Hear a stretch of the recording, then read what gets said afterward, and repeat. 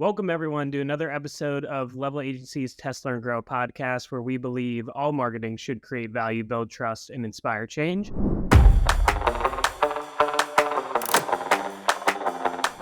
I'm your host for today, Dale Reether, Digital Marketing Lead here at Level. In this episode, we're diving back into the world of e-commerce marketing to talk about the importance of audience segmentation, specifically in that consideration stage of the customer journey, or what most people call the middle of the funnel, and why it's crucial that you get it right to be successful in the e-commerce space. I'm joined by my colleagues today, Jess Kuhn, e-commerce team lead here at Level, and Sean Wade, our e-commerce team's creative manager. Jess, Sean, how's it going? Welcome back to the podcast. Thanks for having us. Doing well. I'm excited to be here. Yeah. So let's dig into it. So as marketers, in all verticals, we talk about audience segmentation. And this is one of the top 5 things that we picked in e-commerce that we're really focused on right now for our clients. Why is it so important? And what is our general approach in the e-commerce space to audience segmentation? Yeah, it's nothing groundbreaking, right? Like, as marketers, we know that we have to segment our audiences. We are familiar with top of funnel, middle funnel, bottom of the funnel, or you can call it the awareness, consideration, and repeat purchasers. I think we're all pretty familiar with that, but it's one of our top 5 things because if you're not intentional about it, then you're missing out on a lot. I think that it can get missed a lot in the rush to close that sale immediately. Everything moves so quickly in e-commerce that there is a lot of pressure to just sell right off that first impression. But you do have to continue to grow those relationships a lot of the time. Absolutely. And like you said, Jess, it's not groundbreaking stuff here. We've been talking about audience segmentation and marketing forever, but I think it's the nuance of it that has come with the expectations of buyers today, that it needs to be a really personalized experience, just with all of the crowdedness and all of the noise that is happening online today. Can you share how we segment audiences in a more nuanced way, especially within that consideration stage where it can get kind of really muddy and really crowded and you got a lot of different stuff going on? What are the psychographic and lifestyle segmentation considerations that people should be thinking about? Yeah, there's lots of different targeting settings we've been testing across the agency, kind of the comeback of interest targeting with all the iOS changes. I think we're really reliant on those lookalike audiences for a long time, and now a mix of the two is really important. Building different ad sets with those different audiences so that you can see what performs best and put more budget towards those winners is important, so that you can really, not to say the title of the podcast, test, learn, grow more quickly, so that you can pause those losers really easily without disrupting your whole ecosystem. But when it comes down to messaging, like you were saying, there's so much noise. I think we really segment our messaging and test our messaging even just as much as we segment our audiences. Yeah, absolutely. And when you're talking about psychographics and, how are we breaking out the audience, it is really helpful to be able to look at what is working within that consideration phase versus in the awareness phase.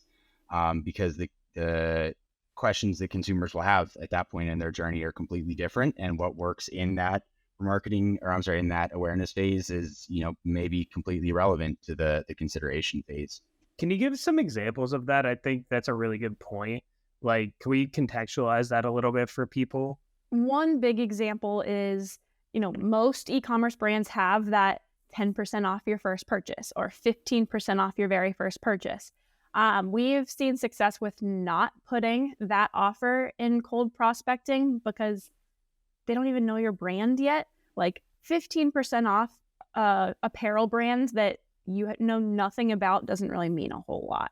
And so we remove some of that messaging from cold prospecting and we hammer it home in consideration. So that cold prospecting will have brand introduction videos so that somebody can get to know the brand, understand some of the value propositions or quality or, just different things like that. And then once they actually know the name of the brand, then we can push them closer to a sale with a 15% off your first purchase or something like that. Right. And I think that lends itself to what I said at the beginning of the podcast. Like, we believe that all marketing should, one, build trust. And I think that's what you should be trying to do in the awareness phase, because for someone to spend money with you, they, especially like higher ticket e-commerce brands that you guys work with, like the trust has got to be there and they got to see the value in it before, like, even 15% is not going to move the needle on something like that. I'm also interested, like, there's also different ways that you can segment audiences between those two phases, just given the data that you have. Can you talk about that a little bit? Because it's harder to like segment granularly at an awareness phase towards people that you have zero data on versus people that you know have been interacting with a brand already. Can you talk about that a little bit? Yeah, so we do a lot of exclusions. So we'll exclude from our cold prospecting audiences people that have visited the website, people that like any of the social media pages, anybody that's interacted with any of the social media posts, so that they're very truly cold prospecting. They've never heard of the brand before. And that really helps with goal setting too. But then we're able to then make that big difference between the repeat purchaser audience and the consideration audience. So in consideration, we exclude all of those audiences, and then we do the same in repeat purchasers so that there's no overlap and we can keep our data really clean, and so that our messaging can really, really be targeted at where they're at in their specific buying journey. Yeah. And this is more of an automated machine learning conversation that I would want to shift to. And it's not necessarily something you guys are doing, but like when you have more data, that's where like dynamic ads come into play too, within that consideration set, which isn't something that you're manually doing, but you can segment in that way once you have people that are moving from that awareness to consideration phase. Is there anything that, like, that's just something that came to mind for me? Is there anything that you'd like to expand on regarding that? Yeah, I think the only thing that comes up for me is that the same conversation about making that first impression as a brand. We're not going to serve, at least in Meta, a dynamic product ad that just has some plain product photography to a cold prospecting audience, just because it doesn't make the best first impression about why they should care about the brand. We'll bring in those dynamic product ads, whether we're testing, minus 30% off little dynamic add-ons to those pictures, but we won't introduce that until consideration or until repeat purchasers. Gotcha. And I mean, the crux of all this is like personalization, right? It's being as relevant as possible.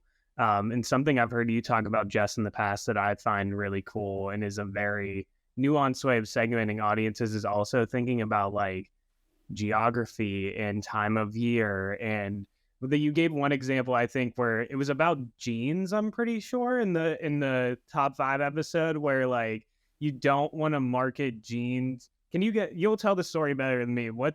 I think that's a really good example of audience segmentation in a way that people don't really traditionally think about it. Yeah, I think that story was about Black Friday, Cyber Monday, and that you have to expand some of your audience targeting when it comes to the gift giving season. Just because it's an apparel brand for 55 plus women does not mean that you shouldn't be targeting men when it comes to Black Friday, Cyber Monday when they're looking for gifts. But we do not serve men jeans or denim ads when it comes to Black Friday, Cyber Monday, because nobody wants to get into the situation where they're buying their wife a pair of jeans that doesn't fit. But they're happy to buy an awesome top, a piece of jewelry, a scarf, a pair of shoes that she might like. And then we hammer home the jeans in January when she's shopping again for things to go with her new tops and jewelry and scarves. That's a great example, I think, and like something that maybe we should have touched on even at the beginning of this, but I'll circle back to now. This all stems from like having a really deep understanding of your audience and the way that they buy. What are some ways that you have for your clients gotten to really understand the different nuances between the different audience segments like that? And what are some, I guess, tips or considerations people should be thinking about in order to do that? Because I think when people think of audience segmentation, they think very high level, around demographic, like let's separate males from females, or like by age. I'm not saying that's not important, but you're really getting inside the mind of the people that are on the other side of the screen, because that's like a deep insight that you would never get from like some sort of demographic report or something. Yeah. So in terms of how we look at audience segmentation, and particularly within that consideration phase, one of the examples that would come to mind for me is with our client who is kind of a luxury clothing brand, and we really wanted to know what is going to motivate that potential customer. And it's one of the early tests that we ran in order to identify kind of the key aspects of messaging that were going to resonate. Was between social proof, so other customers talking about the brand and what they love about it, versus industry proof, so quotes from publications. I think we had a quote from like from GQ or Inquirer or something like that. And we found that people actually really liked the social proof a lot more than the industry proof. And so what that really told us is that our customers for that brand are looking for style that makes them feel relevant to the current trends. And that was something that allowed us to craft messaging to overcome that objection, because people are looking at spending a decent amount of money on these clothes, and they want to know not just that it's high quality, which a lot of brands can say, but that there's proof that this is a popular brand and that they are going to be part of that movement in that group. Yeah, I mean, the testing piece of it is huge, right? And I imagine like there's some examples where what motivates a buyer for one segment is going to be totally different than another segment. And I think that's the importance of going to market with different messages for different audiences. Do you have any good examples of that? Yeah. So kind of sticking with that same client, we've looked at within the consideration phase, like versatility messaging versus like quality messaging. And we found that the versatility messaging is really what people are connecting with, because it empowers them to kind of get these pieces and understand how to use them, how to style them, how they can mix and match with what's in their current wardrobe. And so, continuing to hammer on that messaging throughout our ads, and work that in different ways, and, kind of add in additional highlights for different collections, different products, and really just show the range is something that's working really well for us right now.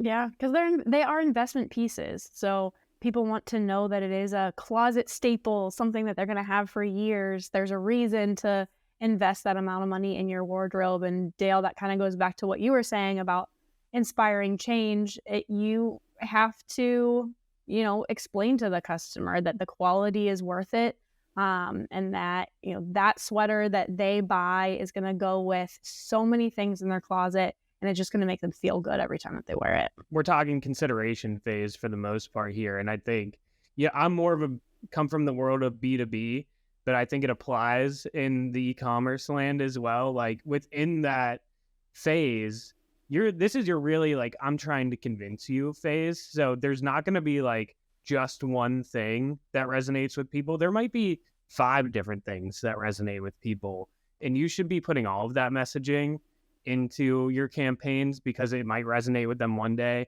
and this might resonate with them another day. And you're starting to build up a story, and looking at it from more of like, it's continuous in that phase too, right? Like it's not so linear. It's like, okay, they saw this awareness ad, we told a good story.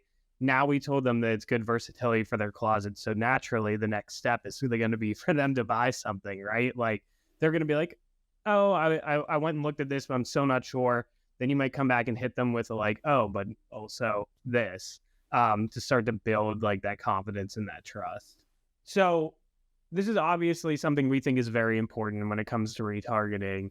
Whenever we onboard clients or we're doing audits, where do you see people going wrong here? And what is our kind of quick fix and our solution to addressing that? Yeah, absolutely. I think this is one of our top 5 things, because more and more often we're onboarding new clients and they have 2 buckets.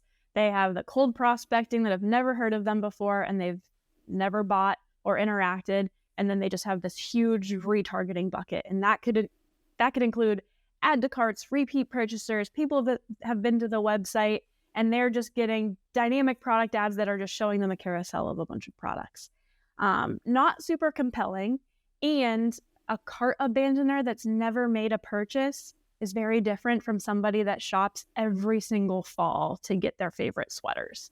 And so segmenting and breaking up that huge retargeting block into 2 pieces is the main thing that we're talking about here. That makes total sense. It's almost like going back to the flywheel conversation, and I think about it maybe even a little bit more linearly as a B2B marketer. Like, they made a decision, now it's like customer retention marketing. But for e-commerce, it's really easy for people to buy something once and then go back into that consideration set. And I think that's where the segmentation comes into play. Like, yes, they are technically a customer, but they are going back into consideration to see if they want to buy from you again. So what I heard from you is you want to segment by people who know you but haven't bought from you, people that have really considered buying from you through an abandoned cart, which you can probably target with more down funnel messaging, and then people who have already bought something from you, and then you have data that you can use to segment that even further.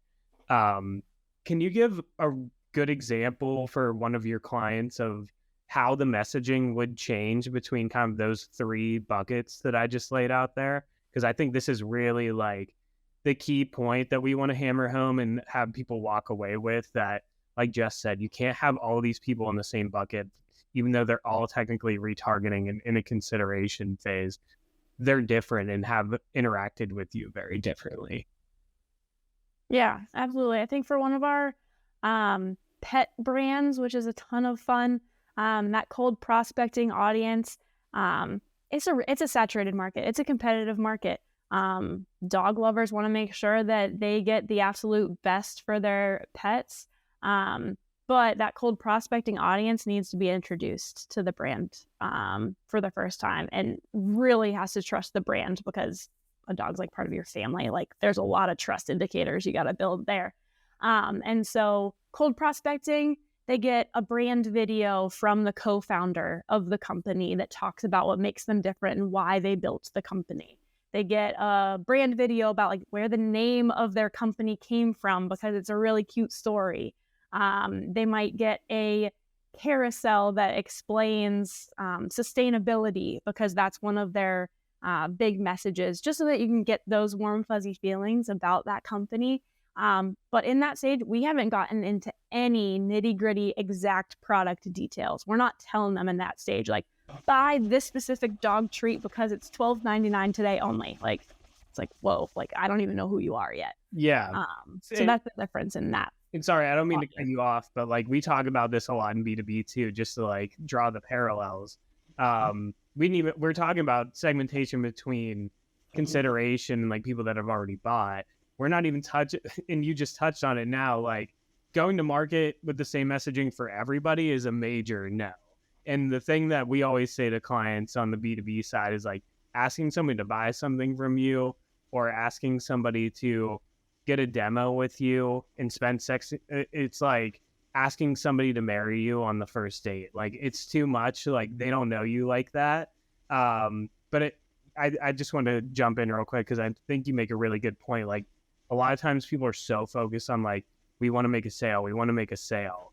And you're going to be a lot more effective if you slow down to speed up by introducing them to the brand and taking this segmented approach. Sorry, Jess, I just wanted to jump in with that. I'll let you continue with what you were getting at there.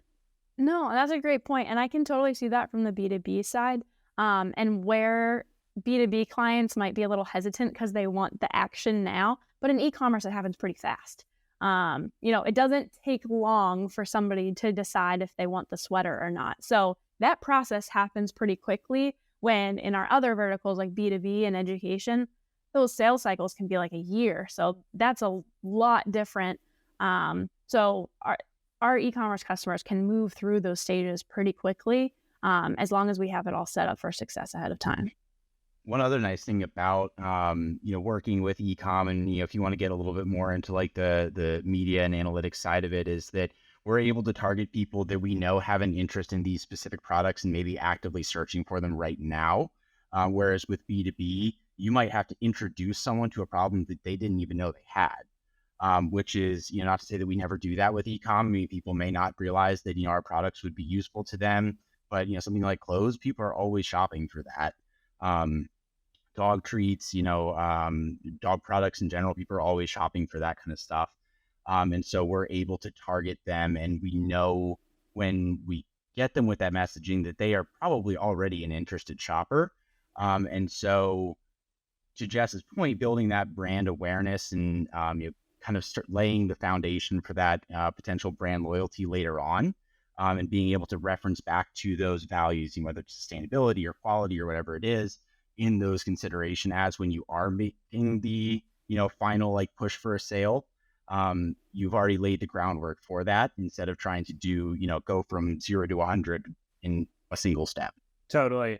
Yeah, and you bring up a good point. Like, that interest-based targeting is a lot more useful in an e-commerce setting and gives you even more opportunity for segmentation whenever you don't have data on somebody from a prospecting standpoint.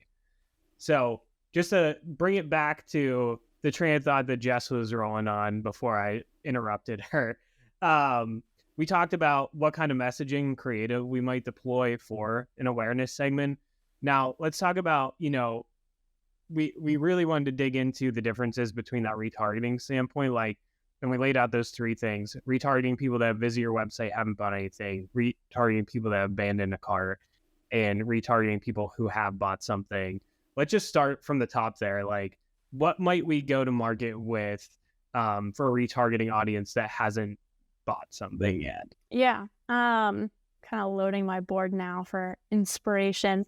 But yeah, in that consideration area, we'll talk a lot about the quality of the product, remind them of the quality of the product. Sometimes it's just that they forgot or they abandoned their cart. So that's totally different messaging, and you have those targeting capabilities and platform to just segment out abandoned carts. But in consideration messaging, if they've seen the videos talking about the warm and fuzzy feelings about what they should think about the name, then in consideration, we might show them UGC, user-generated content of somebody styling a whole outfit so that they can kind of see it in action. We might show a full collection of products, like a whole summer collection, so that somebody can get exposed to lots of different products.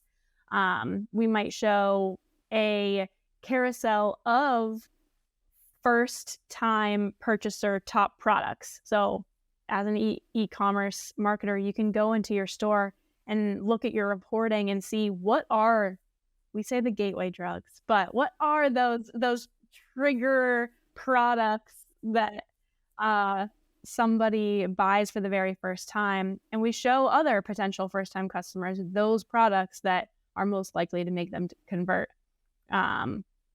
And so those are some of the things that we'll show in consideration, which is very different from simply giving them warm and fuzzy feelings about the company's purpose. Exactly. Like, look, you know us, and you're at least interested in us.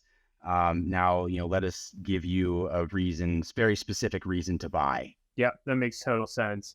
And then you brought up abandoned cart. Like, I think that can be pretty straightforward, but like you mentioned, not a lot of people are doing this right now. Like, retarget them with the thing that they were going to buy.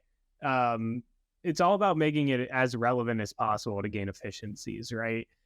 Or you might bring in, I would assume, that 15% off discount if somebody abandoned a cart. Just think about like where people are in that journey, and like what people were doing whenever they were interacting with your brand, and that can really help you tie the messaging and the content that you want to deliver to them at that time. So just to round it off, how do you think about remarketing to people that have bought something? Because I'm sure there's a lot of different types of people who have bought something too. Like, you might have people that buy stuff all the time, or you might have people that bought something last year in October and haven't bought anything again. How do you think about segmenting that out? And what types of messaging and content do you deliver to them in a different way to be as relevant as possible? Yeah, one example is new arrivals. A cold prospecting audience that's never heard of us before doesn't care that we have new arrivals. They don't even know what that means to our product mix. So repeat purchasers, loyalists, that's where, hey, we have new arrivals and we wanted you to know about it. That's where that comes into play. So that's one big example. Sean, I don't know if you have other examples that come to mind for those repeat purchasers. I mean, obviously everybody likes a sale. So, if we know that people are interested in a particular collection that goes on sale, like, yeah, let's hit them with that messaging. If we know that, we have a group of shoppers that typically will only buy during sales, then we can segment out that particular audience. And we know that, hey, we're just going to target you guys when we have products that are available for a discount. And that way we can, reserve the rest of our ad spend for continuing to generate more customer loyalty with the customers that are willing to buy full price products. But yeah, I think beyond that, it's just generally looking at what have we learned from the awareness and what have we learned from the consideration phases about what is making people buy, and continuing to use that in the remarketing. If people bought because they like the versatility of a product, then there's no reason to walk away from that message. Let's continue to bring that in and just tweak the wording slightly so that it's still applicable. Yeah. And there's a lot of segmentation that you can do within repeat purchasers, like Sean was saying. For our pet brands, there is a number one best-selling product. Like, they are known for this product. And there's a ton of customers that are loyalists just to that product. And so now we're able to make a segment in repeat purchasers to introduce that exact group of people to more products. Like, hey, we know you love X product, and we think that you're going to love A, B, C, and D product as well. Check it out. And that's something that we're launching this month that we're really excited about. Yep, that makes total sense. So if I'm an owner of an e-commerce business or a CMO at an e-commerce business or something like that, I'm listening to this and thinking, sounds awesome, but it sounds like a lot of work. Is it worth it?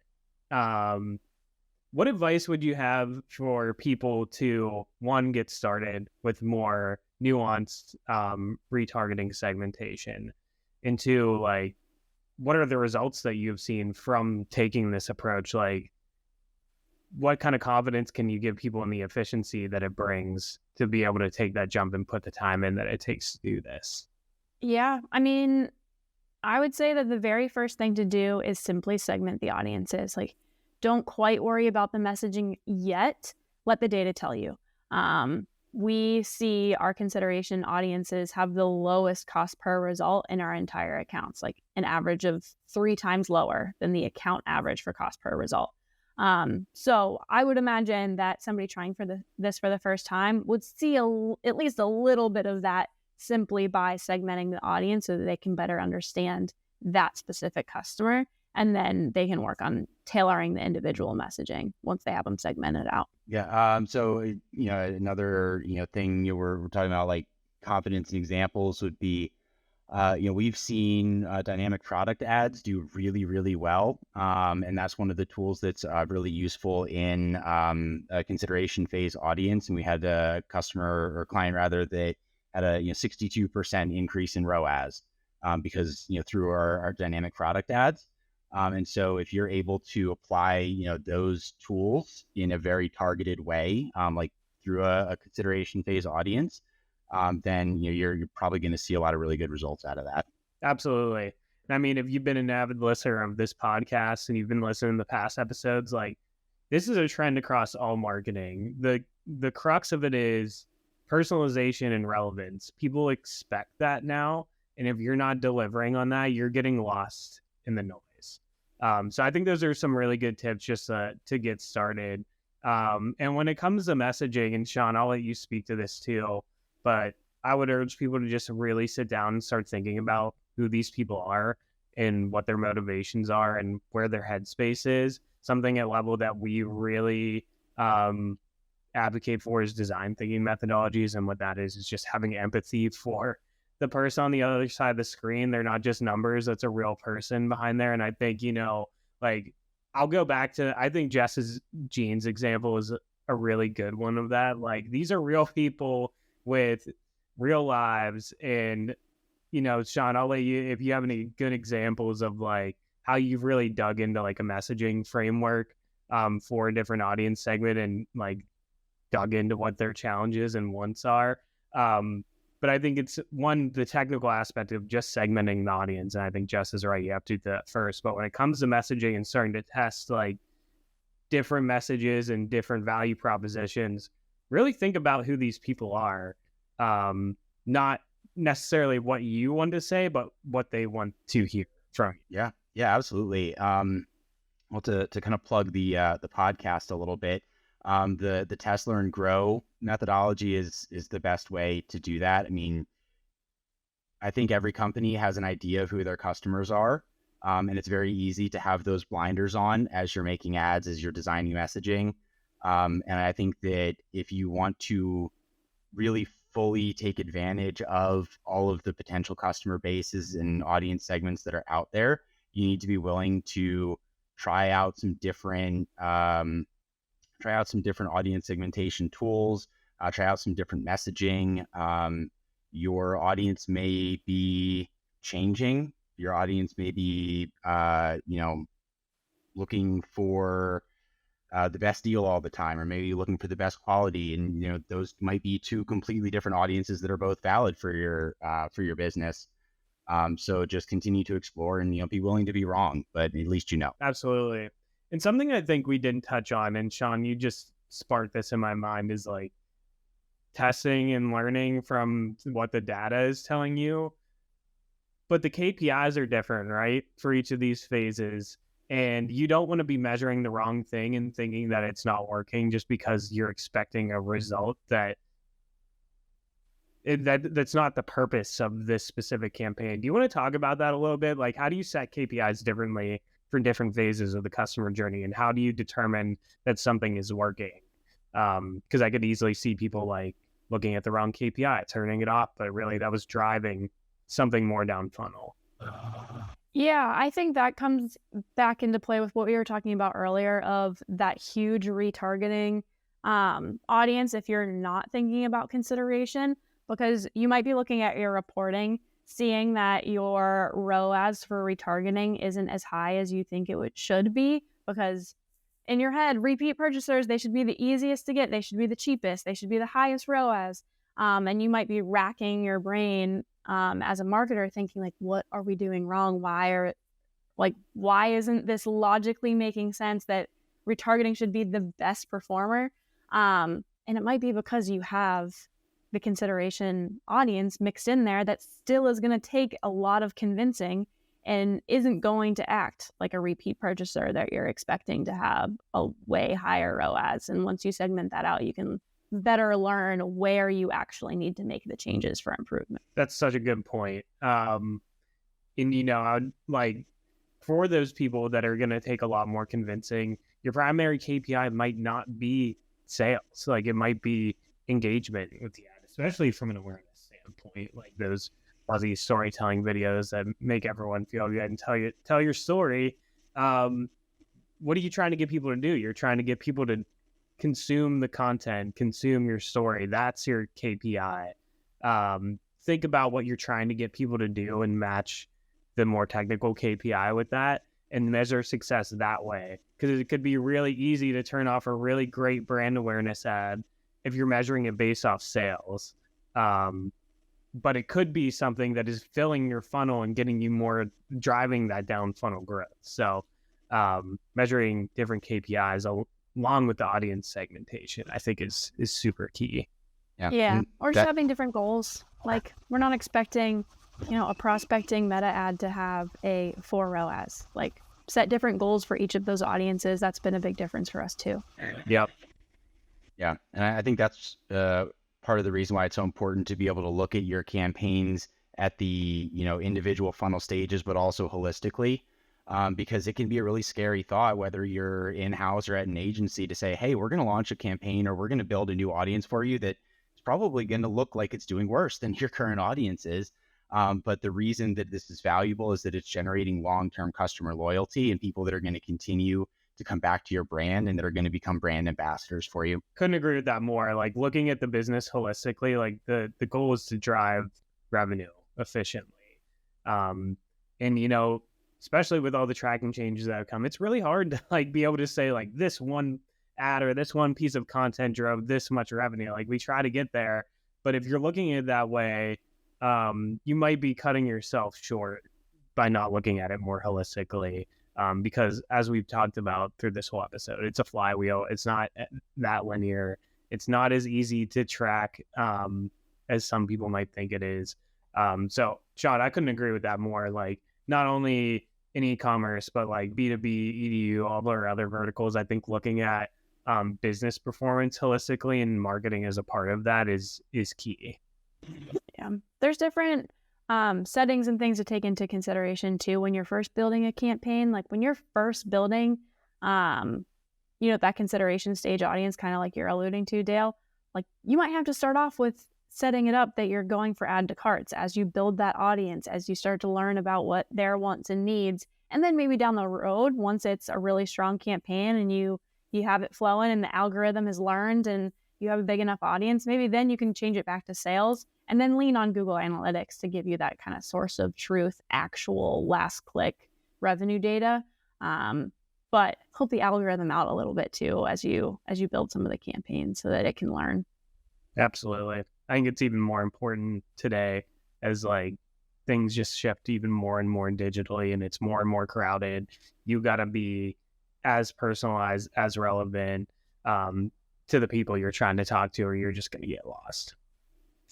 Cool. This was another one of the 5 major things that our agency is focusing on right now when it comes to e-commerce marketing. Stay tuned for future episodes. We're going to dive into the remaining 3 related to optimizing your product feeds, staying on top of daily media management, and understanding how your audiences change throughout the year. If you made it this far, thanks for listening. Until next time, connect with us on LinkedIn and YouTube, where we're always sharing awesome content for marketers and growth-minded organizations alike.